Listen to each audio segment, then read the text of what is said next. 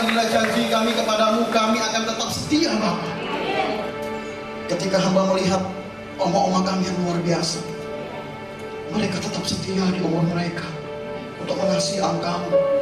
Hamba yang muda ini harus lebih lagi Bapa, harus lebih lagi melayani.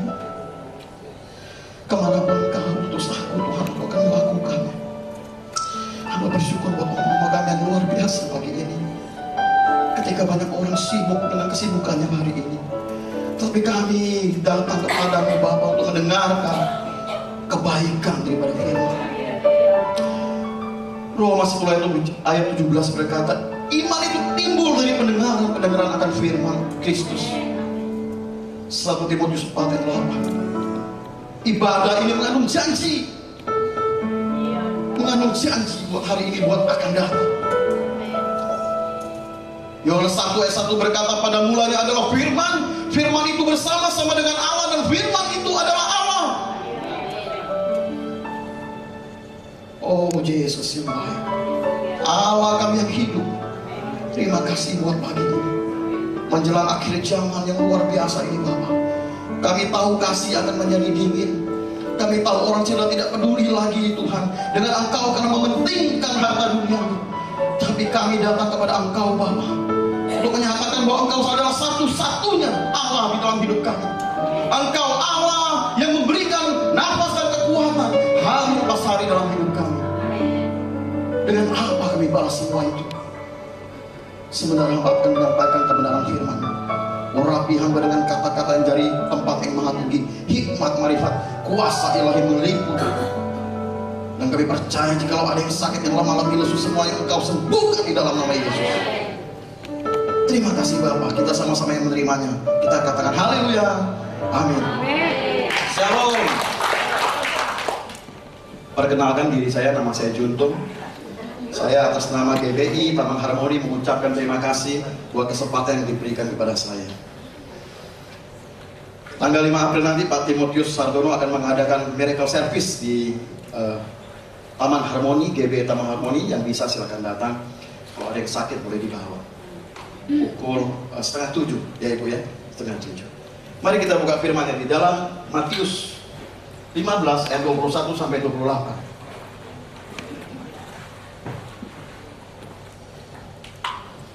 Matius 15 ayat 21 sampai 28.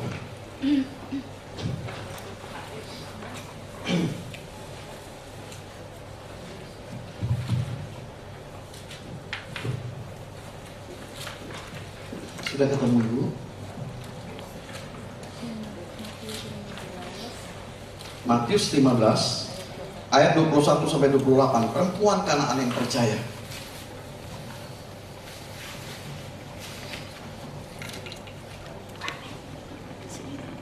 Sudah ketemu? Saya bacakan. Perempuan Kanaan yang percaya. Ayat 21, lalu Yesus pergi dari situ dan menyingkir ke daerah Tirus dan Sidon. Ayat 22, maka datanglah seorang perempuan Kanaan dari daerah itu dan berseru, kasihanilah aku ya Tuhan, anak Daud, karena anakku perempuan kerasukan setan dan sangat menderita. Ayat 23, tetapi Yesus sama sekali tidak menjawabnya. Lalu murid-muridnya datang dan meminta kepadanya, suruhlah ia pergi. Ia mengikuti kita dengan berteriak-teriak. Ayat 24, jawab Yesus, aku diutus hanya kepada domba-domba yang hilang dari umat Israel. Ayat 25, tetapi perempuan itu mendekat dan menyembah dia sambil berkata, Tuhan tolonglah aku. Ayat 26, tetapi Yesus menjawab, tidak takut mengambil roti yang disediakan bagi anak-anak dan melemparkannya kepada anjing. Ayat 27, kata perempuan itu, benar Tuhan, namun anjing itu makan remah-remah yang jatuh dari meja tuannya. Ayat 28, maka Yesus menjawab dan berkata kepadanya, hai ibu, besar imanmu, maka jadilah kepadamu seperti yang kau kehendaki. Dan seketika itu juga anaknya sembuh. Perempuan Kanaan yang percaya. Kalau ada judul perempuan Kanaan yang percaya, berarti sebelumnya dia tidak percaya, betul? Berarti sebelumnya dia tidak mengenal Yesus. Luar biasa. Kita akan belajar bagaimana proses yang sangat mendalam di dalam hidup seorang perempuan non-Yahudi, non-Israel, tetapi dia diberikan mujizat. Tetapi mujizat itu sebenarnya Yesus diutus itu bukan buat orang di luar itu. Yesus diutus itu buat orang Israel, buat orang Yahudi. Nanti kita akan baca di mana ayat. Kita baca ayat 22 dulu. 21 dia menyingkir Tirus dan Sidon. Tirus dan Sidon itu kota yang sangat dikecam ya. Kota jahat. Ayat 22. Kita dari daerah itu dan berseru. Ada dua kata yang dia lakukan sebagai seorang ibu kepada anaknya. Dia datang dan berseru. Bayangkan, pernah nggak kita datang dan berseru kepada Allah?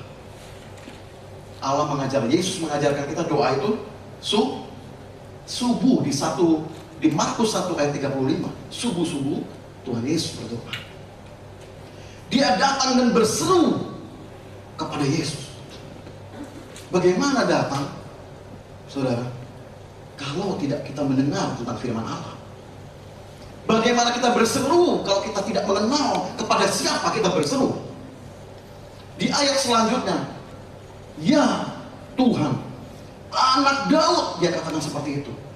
Orang yang bukan asli dari Israel, bukan orang Yahudi, tetapi dia mengenal Yesus itu anak siapa. Kita kenal gak Yesus itu siapa?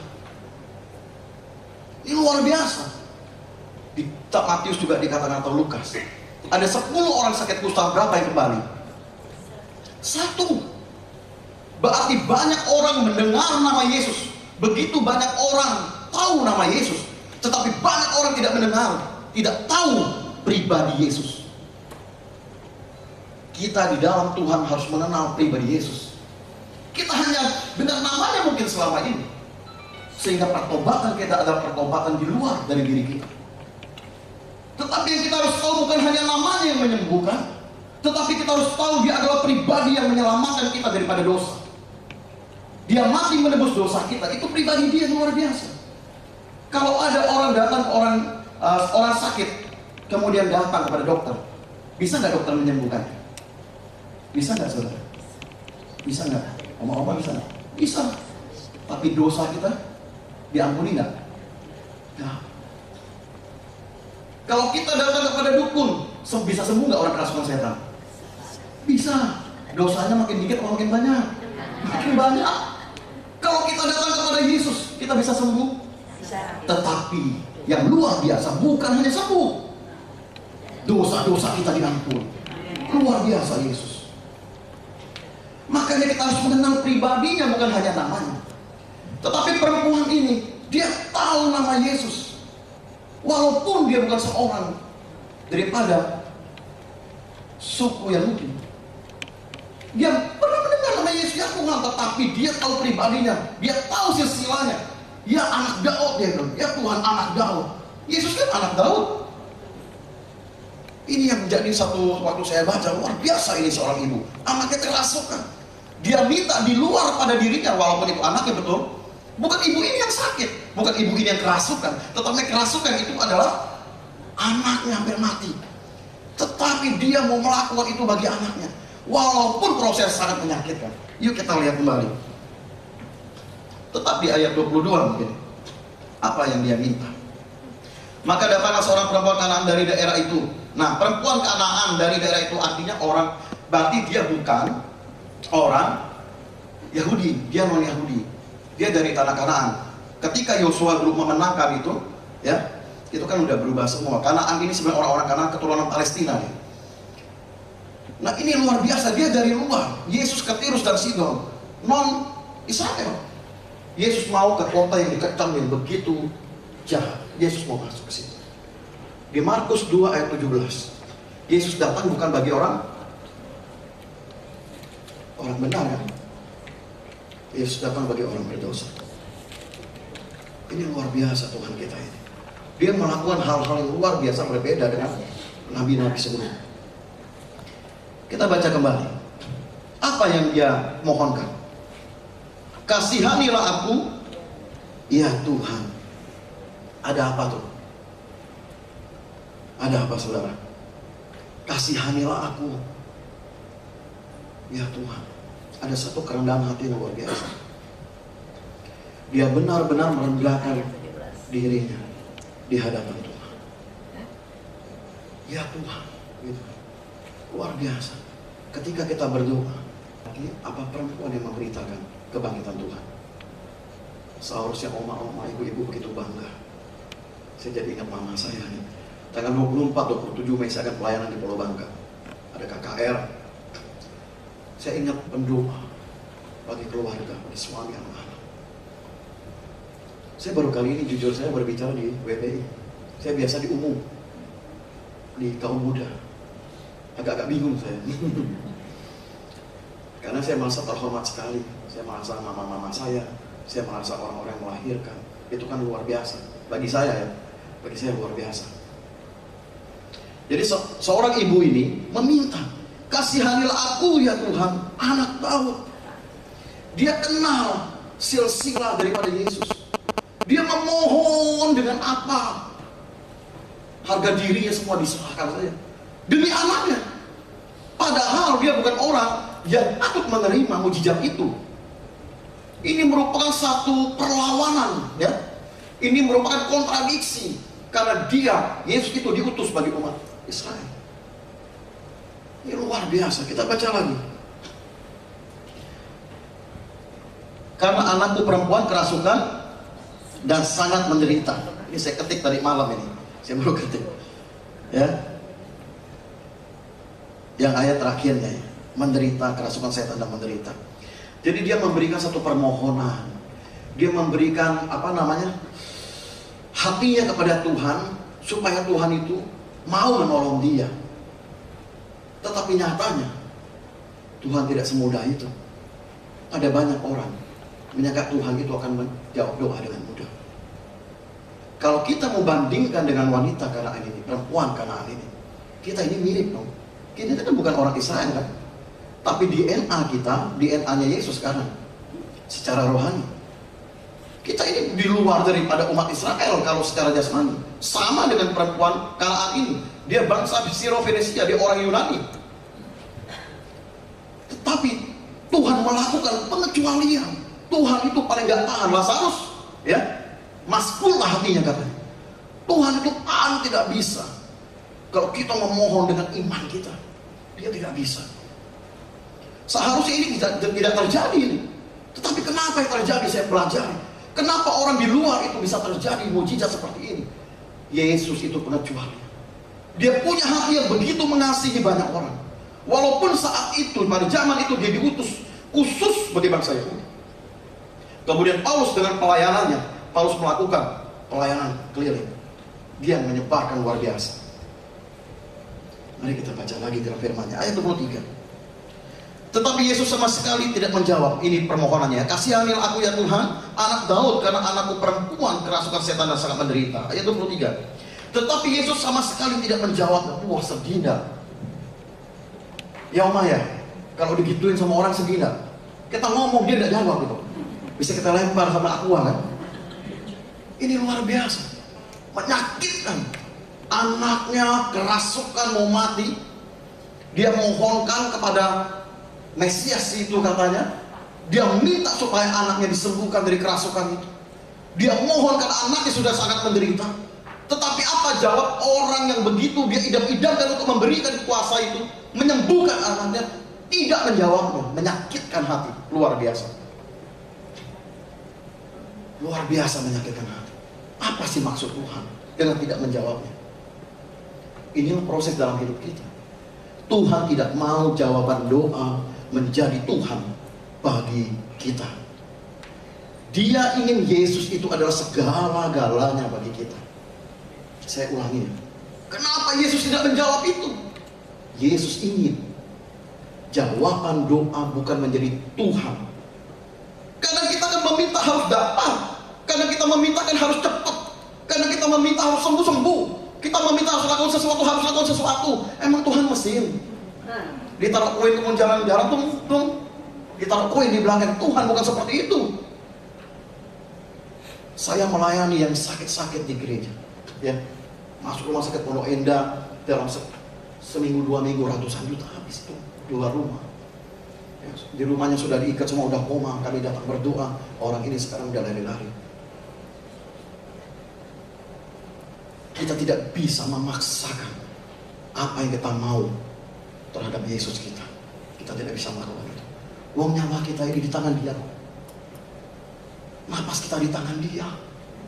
Apa yang harus kita lakukan? Ya kita memohon, yang memohon seperti perempuan ini. Ketika kita berdoa, kita memberikan iman kita kepada Yesus, dan Yesus akan menangkap iman itu, dan Dia menjawab dengan caranya sendiri tanpa paksaan dari kita, saudara. Ada amin? Kita tidak bisa kepahitan dengan Tuhan Yesus. Dia punya cara yang luar biasa. Jawaban doa bisa saja cepat. Ya, mungkin Pak Miracle Service misalnya ada yang sakit bisa cepat sembuh, bisa. Tapi kita jangan paksakan. Beriman tak yang benar kita kepada Tuhan. Mujizat itu tidak menjadikan orang. Pertobatan yang menjadi luar biasa. Bayangkan 10 orang sakit kusta zaman itu. Sakit kusta adalah sakit yang sangat dikucilkan, kan? Sakit kusta itu adalah sakit kenajisan. Seperti wanita pendarahan. Wanita pendarahan, kan? Dia menjamah dari belakang, kan? Menjamah jubah. Kenapa dia tidak dari depan? Karena dia merasa tidak layak. Zaman itu ada istiadat Yahudi tidak membolehkan itu. Ini luar biasa. Orang yang disembuhkan dengan luar biasa, dia tidak serta-merta bertobat, disembuhkan kemudian bertobat oleh Tuhan, menjadi singer, menjadi pekotbah, ya, menjadi asal. Belum tentu. Mujizat itu kadang-kadang membuat orang cuma mempermainkan Tuhan. Tetapi kalau kita di dalam Tuhan, kita mesti ngerti bahwa Tuhan memberikan mujizat itu kepada kita untuk kita mempunyai waktu melayaninya setelah kita sembuh. Ada amin? Dengan pertobatan yang luar biasa. Mari lagi kepada firman. Ayat 23 masih ya. Ada 2 di situ. Lalu Yesus sama sekali tidak menjawab itu ya. Berarti artinya Tuhan ingin dia Tuhan segala-galanya, bukan jawaban doa.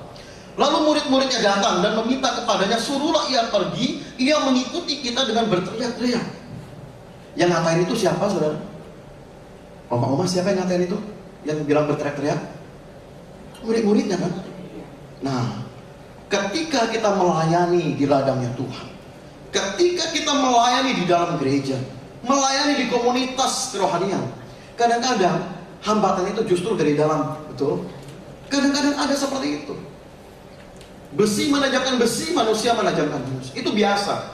Jangan kita gampang baik, jangan gampang kita pergi. Kemanapun kita pergi, kalau mutu karakter kita tidak diperbaiki, maka percuma kita melayani Tuhan.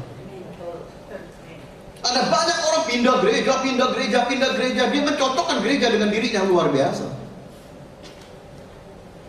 Kita jangan cocokkan gereja dengan diri kita. Di gereja itu kecilkan gerejanya, besarkan gerejanya. Semua di tempat itu ada Roh Kudus, ada Tuhan. Tergantung kita. Apakah kita 5 tahun yang lalu dengan 5 tahun yang sekarang kita mau sama? Kalau 5 tahun yang lalu kemudian kita melakukan banyak sekali kesalahan, kemudian 5 tahun selanjutnya apakah kita melakukan kesalahan yang sama mau? Atau tidak, kan? Kita harus baru di dalam Tuhan, pertumbuhan iman yang baru, pertumbuhan iman yang sungguh-sungguh membuat kita menjadi bersemangat melayani Tuhan, menjadi kuat di dalam Tuhan. Karena mutu karakter kita yang diperbaiki. Bukan kita mau melihat orang lain, mulai dari dalam diri kita. Bagaimana kita melakukan apa yang Tuhan Yesus ajarkan buat kita. Hari ini, proses ini luar biasa. Saya baca ini begitu menyakitkan. Guru sendiri, Yesus sendiri mengatakannya luar biasa. Kita lanjut ya. Ayat 23 yang terakhir sudah. Artinya dari dalam pun ada tantangan-tantangan. Tantangan-tantangan itu jangan membuat kita lari daripada Tuhan. Ayat 24. Jawab Yesus, aku diutus hanya kepada domba-domba yang hilang dari umat Israel. Luar biasa. Memang Yesus diutus bagi umat Israel. Kita buka Matius 10 ayat 5 sampai 6. Matius 10. Kita memperkuat benar tidak dia diutus bagi umat Israel pada zaman itu. Ibu bisa dibacakan, tolong Ibu, bisa dibacakan. Matius 10 tolong. ayat 5 dan 6. Ayat 5 ke-12, murid itu diutus oleh Yesus dan dia berpesan kepada mereka, janganlah kamu menyimpang ke jalan bangsa lain atau masuk ke dalam kota orang Samaria. Ayat ke-6, melainkan pergilah kepada domba-domba yang hilang dari umat Israel. Amin. Diperkuatkan. Memang pada waktu itu kan diutus Yesus dan murid-muridnya bahkan pun harus melayani umat-umat yang hilang dari Israel. Tetapi bagaimana perempuan ini bisa jaga dia punya hati? Bagaimana perempuan yang di luar dari umat Israel ini bisa membuat dia menjadi masbul? Itulah kita. Itulah kita. Ketika kita berdoa pagi subuh, kita sujud menyembah Tuhan, kita harus seperti itu. Mungkin ada banyak sekali perkataan-perkataan yang tidak mengenakan kita. Banyak sekali hal-hal yang membuat iman kita menjadi lemah. Banyak sekali yang membuat kita itu, aduh ngapain lagi ke gereja. Tetapi saya mau katakan, bangunlah subuh, berdoalah. Kuatkanlah diri kita di dalam Tuhan, tidak jemu-jemu berdoa. Karena itu adalah kekuatan. Kalau tidak ada doa, aduh hidup ini akan mudah hancur. Dunia di luar ini luar biasa, tawarkan hal-hal yang luar biasa. Tetapi Tuhan mengajarkan kita untuk tekun di dalam doa. Selalu. Pengharapan kita selalu. Ketika ayat ini tadi kita bacakan, aku diutus bukan kepada orang bangsa lain, kan begitu kasarnya. Buat umat Israel aku diutus. Ada apa itu? Ada ujian luar biasa. Sama dengan kita. Secara jasmani kita tadi saya bilang di luar daripada Israel. Kita ada ujian di dalam hidup kita, itu hal biasa dan itu harus kita menjadi wajar dalam hidup kita. Jangan itu membuat beban yang sangat luar biasa di dalam hidup kita, jangan. Saya dulu ya, waktu saya dulu melayani. Saya melayani di Full Gospel sama Pak Harto. Ya Pak Harto di gereja ini ya. Ciahong saya kenal. Saya di Full Gospel dulu. Wah, saya dari tidak punya apa-apa diberkati, punya mobil, punya apa, akhirnya saya bangkrut jatuh. Tuhan kadang-kadang menginginkan sesuatu yang berbeda. Dulu saya udah melayani, saya udah ke Cilegon, udah kemana-mana saya. Tapi saya tidak mau nih seperti ini. Udah banyak sekali orang yang bilang saya, ayo kamu saya sekolahkan. Enggak mau cari duit. Ayo kamu sekolahkan. Enggak mau cari duit. Gereja besar-besar juga. Tapi Tuhan punya cara tangkap saya. Sehingga saya bilang begini sama Tuhan, Tuhan ampun saya. Ampun. Jadi Tuhan itu melakukan hal-hal pribadi kepada kita dan kita harus peka di dalamnya. Sesuatu yang tidak pernah kita pikirkan sekalipun, dia bisa melakukannya seperti dia melakukannya kepada Saulus menjadi Paulus. Masa lalu itu boleh buruk, masa lalu itu boleh jelek, seperti Saulus bunuh, dia seperti ini kan, dia bunuh, dia aniaya. Tetapi Tuhan pakai dia, kenapa? Saulus, mengapa engkau menganiaya aku? Rasul Paulus pada waktu pencurahan Roh Kudus, dia tidak. Dia lewat penumpangan Ananias, kemudian dia dipakai luar biasa. Dia tidak bersama-sama dengan Yesus pada saat itu, tetapi dia dipakai luar biasa. Yesus itu mengajarkan kepada kita bukan iman karena melihat, tapi karena percaya. Bukan seperti Thomas, harus lihat dahulu. Seperti wanita Kanaan ini, dia dibilang saya diutus bukan bagi kamu loh, bagi umat kami, kan gitu kasarnya. Tetapi dia ujian itu dia tetap, saya nggak tahu ya keadaan waktu itu gimana. Apakah dia terus tangisannya dia gimana, saya nggak tahu. Namanya pun Alkitab tidak mencatat nama perempuan Kanaan ini. Kalau ada yang tahu nanti kasih tahu saya nggak tahu. Setahu saya nggak tahu.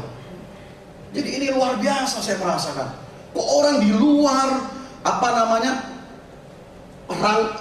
itu lingkup mujizat, orang di luar kok bisa memperoleh mujizat itu? Ini kan luar biasa. Berarti ada sesuatu magnet yang luar biasa yang membuat lingkup mujizat itu datang pada dia. Kita ikuti terus proses ini. Ayat berapa? 25 sekarang. Tetapi perempuan itu mendekat dan menyembah dia sambil berkata, Tuhan tolonglah aku. Ayat 25 ya. Tetapi perempuan itu mendekat dan menyembah dia sambil berkata, Tuhan tolonglah aku. Dia mendekat dan menyembah. Pernahkah kita melakukan hal ini setiap pagi? Saya tadi pagi bangun, saya kalau subuh kan mulai perjanjian baru, saya baca firman. Ya, saya baca firman 5 pasal, 10 pasal. Kemudian saya menyembah gitu. Saya lakukan itu terus menerus. Kita melakukan seperti ini bukan kegiatan rutin. Kita tidak melakukan kegiatan rutin.